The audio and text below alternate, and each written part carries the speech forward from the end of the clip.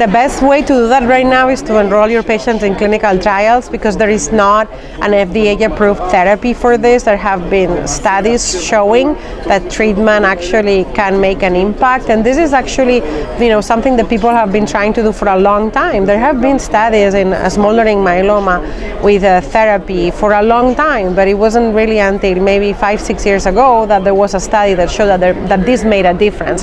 So this is why people, started getting excited about treating this, because before that, even for 20 years ago, people have been doing studies that really didn't show a difference, that it made a difference, and that was probably because those therapies were not as good as the therapies we have now. Because we have better therapies, we can make a bigger impact.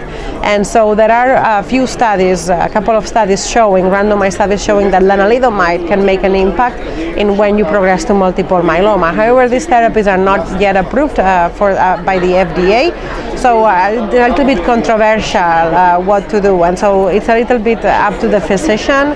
But again, it's not FDA approved yet. But there's a randomized, few hundred patient study, large study with lenalidomide versus observation, showing that if you give lenalidomide, that this can actually improve the progression-free survival, meaning that you will progress less to multiple myeloma. You will remain more stable, and the response rate in there were 50%. And the concern with that study is also like the toxicities, because lenalidomide has a little bit of suppression of your blood count, so you can get a little bit of anemia, you can get a little bit of low white count, you can maybe get infection.